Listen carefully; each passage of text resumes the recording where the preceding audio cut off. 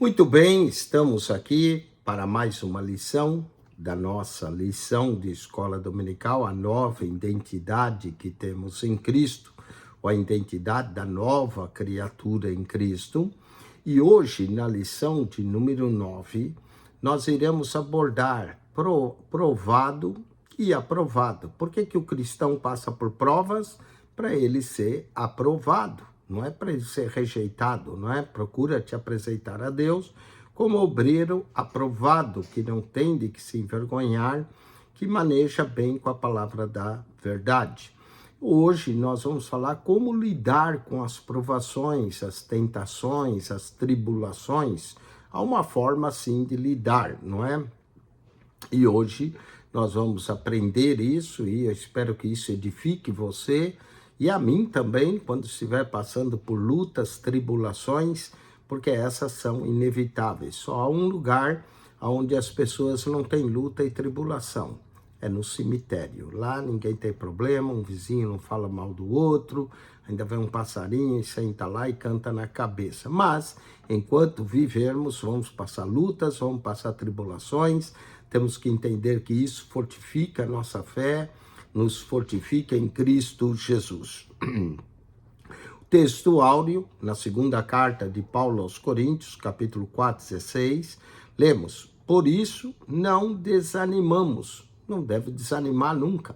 Embora exteriormente estejamos a desgastar-nos, todos nós exteriormente, o tempo vai nos desgastando, interiormente estamos sendo renovados dia após dia. Olha aqui, paradoxo interessante. Exteriormente estamos sendo deteriorados, mas interiormente renovados dia após dia. Ou seja, o cristão cada vez novo, né? Quanto mais dias vão passando, mais renovado ele fica. 2 Coríntios, capítulo 4, verso 16. Verdade central é que a vida cristã ela é composta, sim, por lutas e também vitórias. A luta vem para que o crente tenha vitória, o problema vem para que o crente tenha solução. E para quem persevera até o fim, claro, alcança a vitória, a bênção. Quanto mais cedo aprendermos isso, mais fácil ficará a nossa caminhada para o céu. Nessa lição, nós vamos trazer para você um embasamento bíblico sobre as tribulações. Jesus disse, no mundo tereis aflições. Tem de bom ânimo, eu venci o mundo. Vamos explicar também quais são as bênçãos das provações e mostrar como se posicionar diante delas, diante dessas guerras, não é? E a Bíblia nunca prometeu que nós não teríamos conflito, pelo contrário, vamos ter, mas como se posicionar? 2 Coríntios, capítulo 4, verso 7 ao 9, lemos: mas temos esse tesouro em vasos de barro. O vaso é de barro, mas o que tem dentro é um tesouro, para mostrar que esse poder a que tudo excede provém de Deus e não de nós. De todos os lados somos pressionados, mas não desanimados. Ficamos perplexos, mas não desesperados. Somos perseguidos, mas não abandonados. Abatidos, mas não destruídos. Vamos então à introdução da nossa lição. As guerras fazem parte de uma vida transformada. E, na verdade, quanto mais você quer viver piamente em Cristo, mais padecerá provações. A forma como nós nos posicionamos diante dessas tribulações, provações, tempestades, revela como a nossa nova criatura está firmada em Cristo Jesus, está firmada no Evangelho, na palavra de Deus. Jesus disse em Mateus que quem ouve e pratica é semelhante ao homem que edificou a casa sobre a rocha é Cristo. Então a palavra de Deus orienta como nós podemos nos manter inabaláveis diante das provações. Na verdade, não estamos sozinhos nas batalhas. O que passamos, os irmãos da nossa comunidade, todos passam juntos. Vamos às guerras vencidas. Aleluia seja a divisa. em 2 Coríntios, capítulo 4, verso 8 ao 9, as Escrituras nos mostram que nós passamos por 4 níveis de provação: tribulações, perplexidade, perseguição e abatimento. Entretanto, também deixa claro que cada provação tem um limite. Deus não prova além do que podemos. Passamos pela tribulação e somos pressionados por todos os lados, mas não chegamos à angústia de pensar que fomos imemóveis. Chegamos à perplexidade de não entender até o que está acontecendo, mas sabemos que não somos abandonados pela presença do Consolador. Quando nós passamos a luta, Ele passa conosco. É Ele que nos fortalece em meio às provações. Passamos pela perseguição, a ponto até, Paulo descreve, que perdeu nossa tranquilidade, mas não seremos desamparados, porque o Senhor envia socorro, envia provisão ao seu tempo certo. Então podemos até estar abatidos e que ficamos às vezes cansados por tanta luta, mas a promessa é que nunca seríamos destruídos, porque o nosso fim que determina não é o inimigo de nossa alma. Quem determina o nosso fim é o Senhor, e o Senhor sempre tem uma vitória final para a nossa vida. Não tem como fugir das provas, por isso o texto diz: em tudo somos atribulados. Nas provações tem um limite sobre a vida do cristão, e cada sofrimento, cada tribulação nos identifica mais com o Senhor da glória. É feliz quem segue fielmente o texto 2 Coríntios 4,16, onde o apóstolo declara: por isso não desfalecemos. A expressão desfalecer significa alguém esgotado, exausto, mas as batalhas hoje não são apenas corporais e físicas, mas são mentais, sentimentais e emocionais. Tudo que consegue drenar nossas energias tem o intuito de nos derrubar. E essa é uma estratégia do inimigo para roubar a nossa paz, a nossa fé, a nossa comunhão com Deus. Já que ele não consegue nos matar fisicamente, então ele tenta nos esgotar para nos paralisar. Quando se sentimos esgotados, aprenda a descansar, não a desistir, e descanse no Senhor. A mesma passagem revela que fora somos desgastados, mas por dentro estamos sendo renovados dia a dia. O nosso homem interior se renova no Senhor. Ou seja, para quem está na guerra, tem renovo. E a cada vez que se levanta, podemos ter uma aparência até de cansados exteriormente, mas nunca teremos a postura de alguém derrotado. Sigamos com coragem e amor profundo. Conforme essa passagem, 2 Coríntios 4, ela é rica em nos revelar isso. Versos 17 e 18, o apóstolo nos mostra que toda aprovação tem 2 características. São leves e momentâneas. Leves e momentâneas, são passageiras. São leves porque não têm força para nos derrubar. São momentâneas porque elas se acabam. São leves também porque nós não abandonamos a guerra, mas temos força do Senhor para suportar. São momentâneas porque tem uma data decretada para terminar. São momentâneas porque são temporais, não tem nada a ver com a eternidade que está vindo ao nosso encontro, quebrando o seu poder. Onde a eternidade se manifesta, o momentâneo se desfaz. A palavra de Deus nos afirma que toda tribulação produz peso de glória, da presença e de transformação de Deus.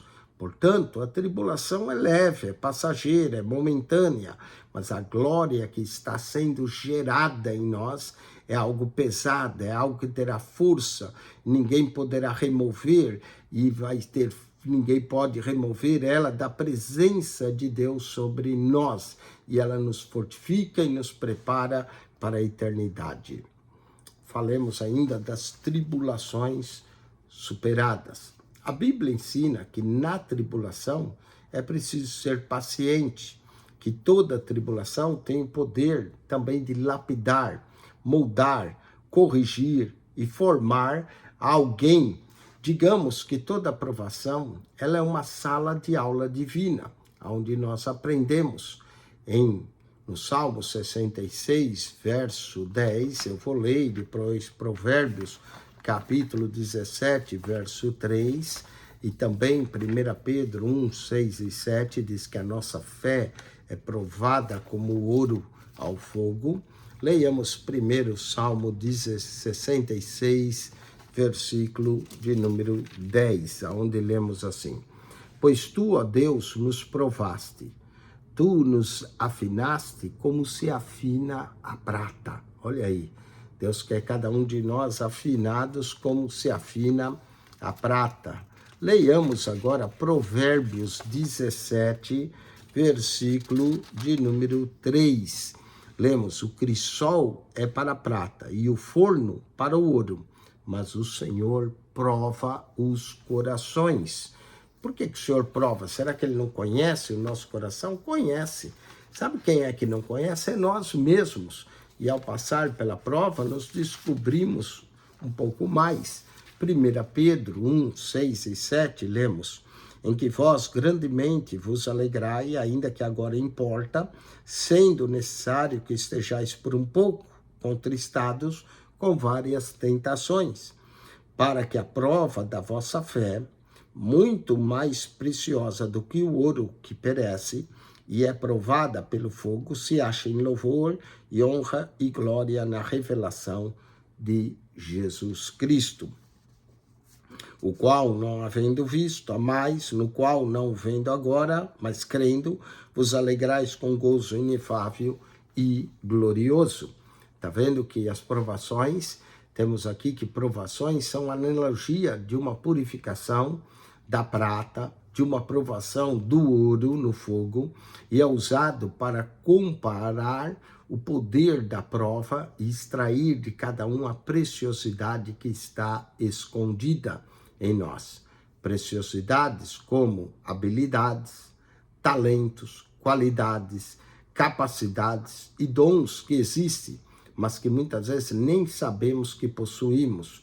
Por isso, a provação que ela faz, ela nos refina como a prata.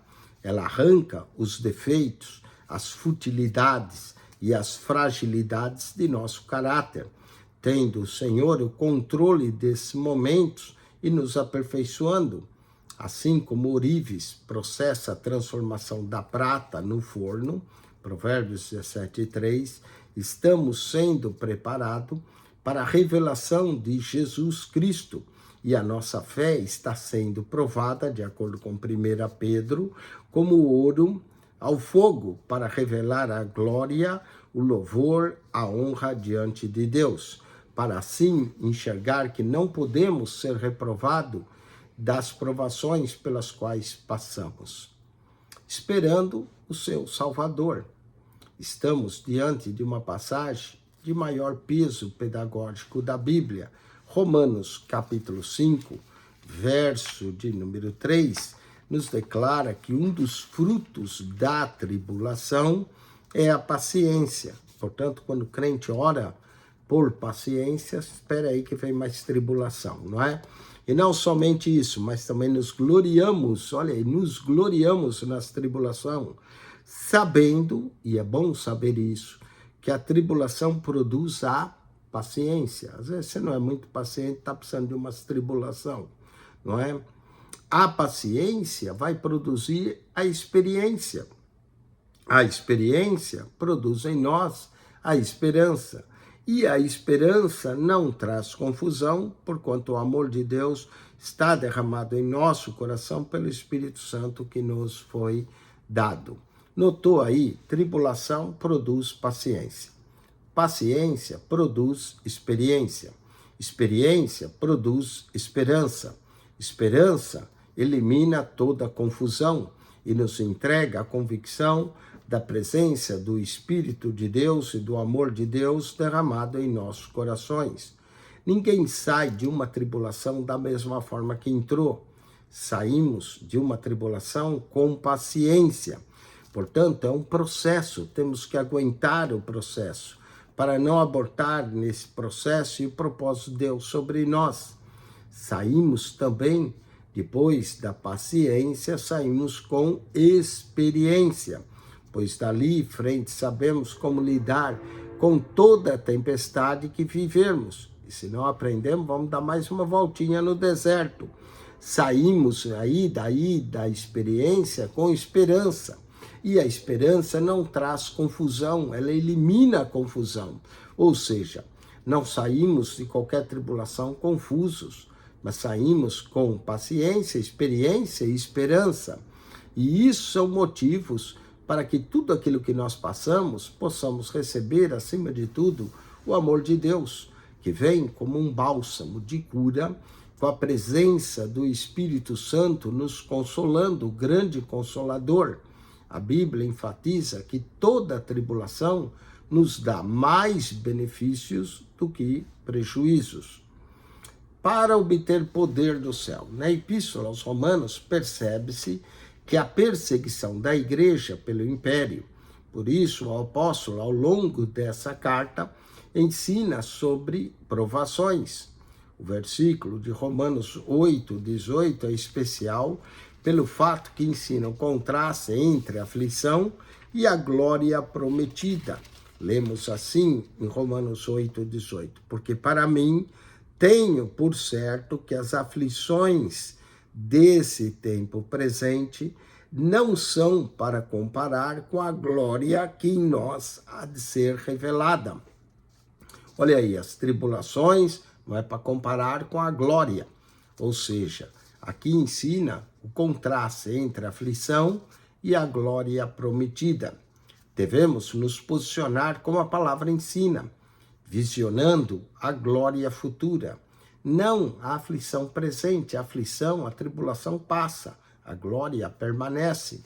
O momento de hoje não pode nos roubar jamais a visão da eternidade, nada como um dia após o outro. Devemos continuar na alegria, na paciência, na perseverança. Leiamos Romanos capítulo 12. Versículo 12. Alegrai-vos na esperança, sede pacientes na tribulação, perseverai na oração. Note que devemos ser pacientes na tribulação, alegrar na esperança e perseverar na oração.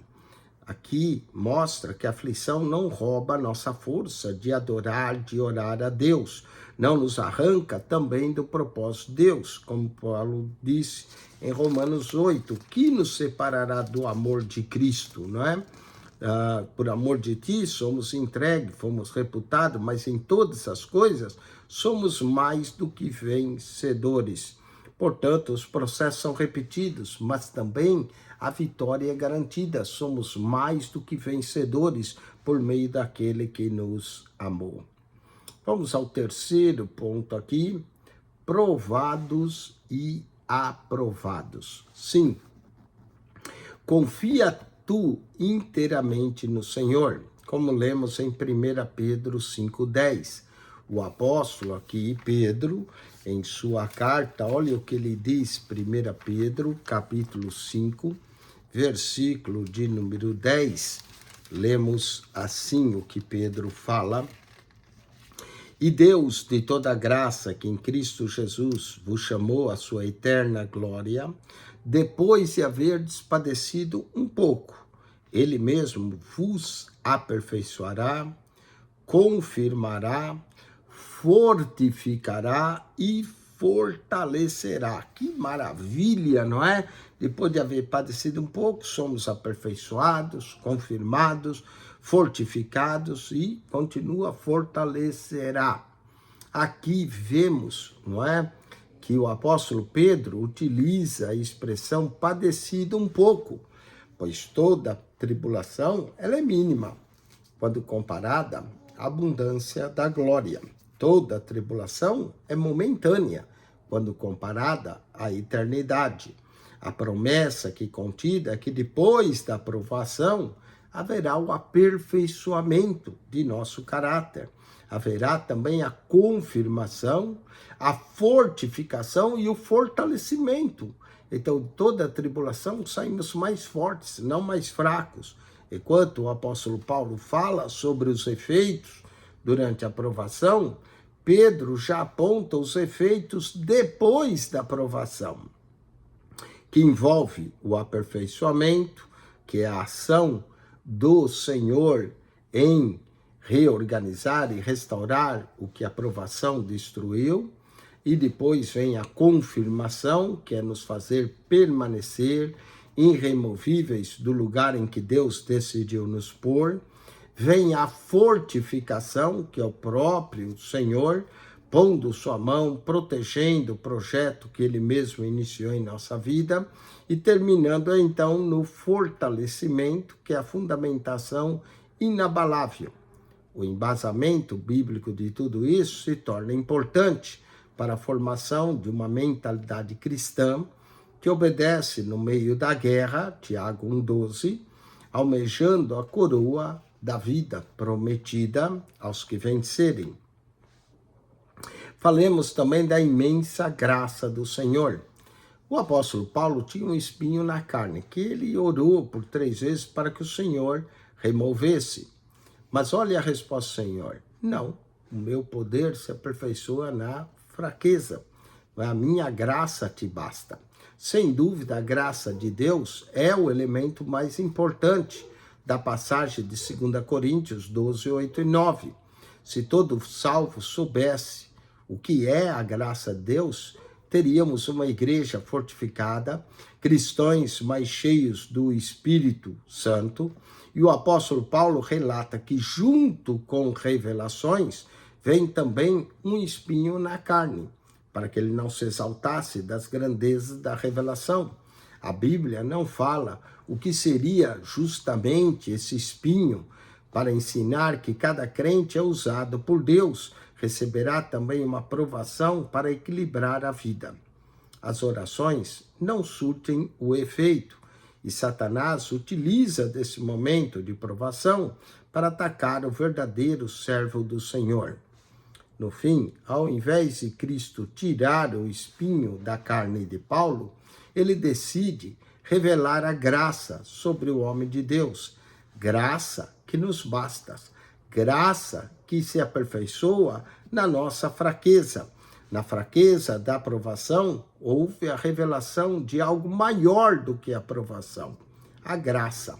Paulo decide que injúrias, fraquezas, perseguições, necessidades, angústias ou tentação não seriam capazes de tirá-lo da presença de Deus. Quando nos sentimos fracos, então somos fortes, não pela nossa própria força, mas pelo poder e força do Senhor e pelo poder da graça de Deus em nós. Bem-aventurado o que confia. Com certeza, não é? Tiago também diz que bem-aventurado é cair em várias provações, mas sabendo que é para o aperfeiçoamento da nossa fé. Com certeza, também bem-aventurado confia, você deve lembrar do hino da harpa cristã 126, onde é um tema de nosso tópico aqui. Os hinos da harpa são louvores que embaçaram a nossa fé e fundamentos pentecostais. Claro que eles não substituem a palavra do Senhor, mas foram inspirados na própria palavra, que é na fonte das Escrituras. E a beleza desses hinos contidos tem suas origens em provações profundas e dores gritantes. Muitos hinos foram compostos em momentos de dor, não foram só de alegria. Esse hino, em especial, composto pela missionária Frida Wingre, tem uma história de provação e de superação. Os historiadores assembleianos afirmam que nos primórdios da igreja no Brasil, os missionários Gunnar Wingre e Frida Wingre faziam a obra no interior do estado de Alagoas, com a saúde deles debilitada, e uma filha do casal que falece, e o padre da cidade que proíbe o enterro da criança no cemitério pelo fato de eles não serem católicos. Os missionários tiveram que enterrar sua amada filha num lugar distante, em meio aos sentimentos de dor, de humilhação e de desprezo. A missionária Frida Wing cantava dizendo: quem quiser de Deus ter a coroa, passará por mais tribulação. Às alturas santas ninguém voa sem as asas da humilhação. O Senhor tem dado aos seus queridos parte do seu glorioso ser. Quem no coração for mais ferido, mais daquela glória há de ter. Que hino maravilhoso, que hino, que inspirador, e principalmente sabendo as circunstâncias com que ele foi composto. Os melhores hinos são compostos em momentos de angústia, de dor, de tribulação. Vamos à conclusão dessa lição. As tribulações nos fazem lembrar que o nosso lugar e o nosso descanso não é aqui. Se a missionária Frida jamais tivesse sofrido, nós não teríamos um hino tão lindo quanto o hino 126.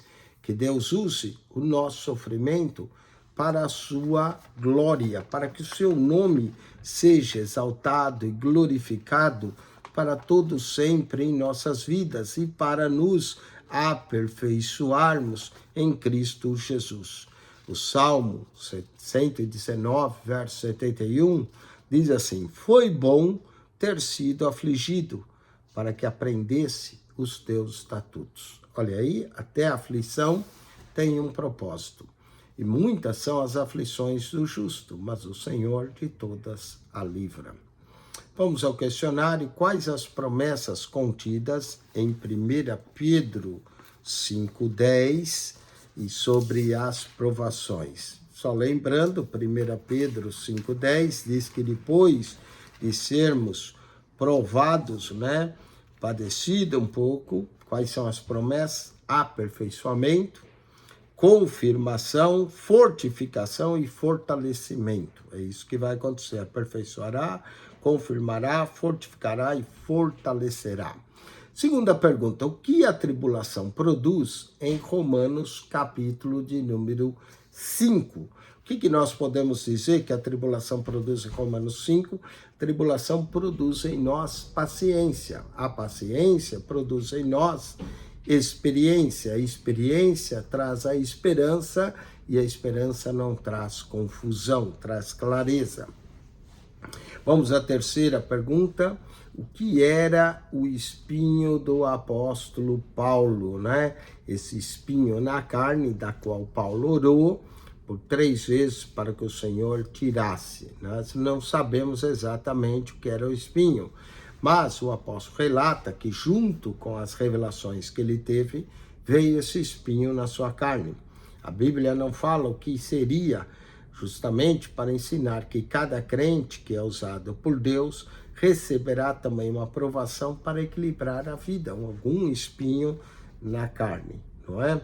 Vamos à quarta pergunta. Por que as provações são leves e momentâneas?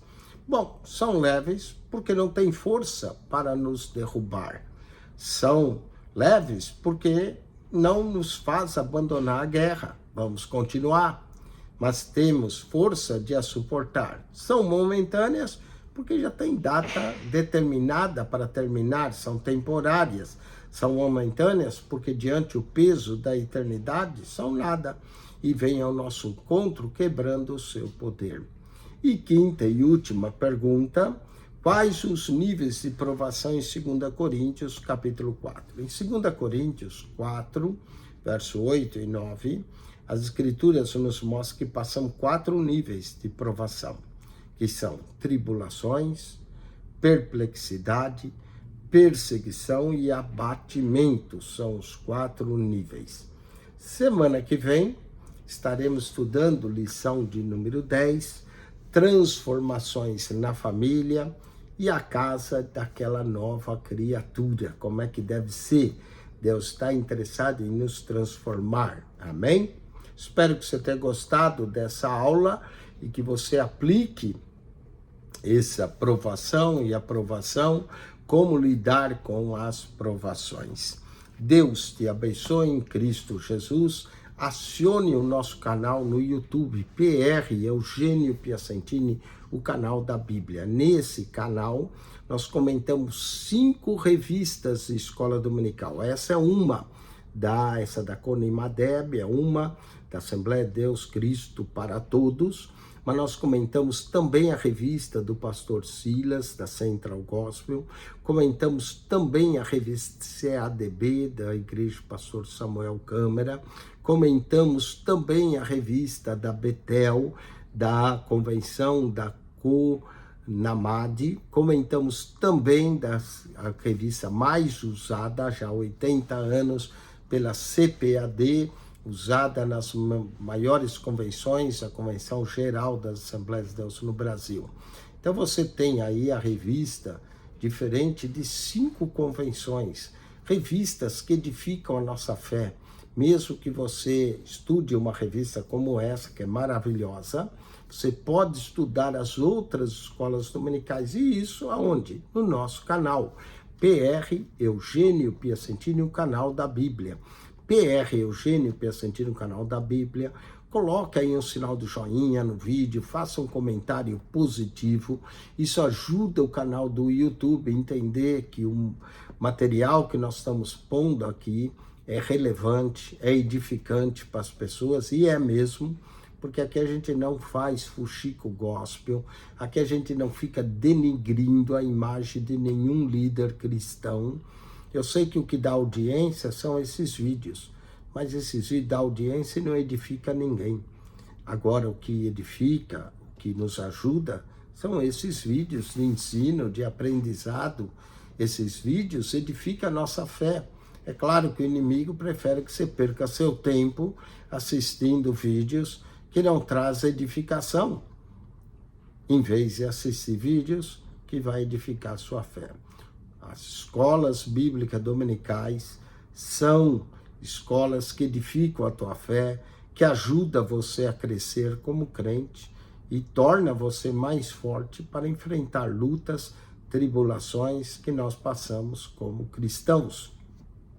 Acione o nosso canal, divulgue. Se você é pastor, assistiu, divulgue para os membros de sua igreja, até mesmo para eles estudarem a lição e chegar aí na classe mais preparado para aprender mais, não é? A pessoa preparada é aquela que se preparou antes. Então estude aí. Deus te abençoe em Cristo Jesus. PR Eugênio Piacentini, o canal da Bíblia. Subscreva. Amém.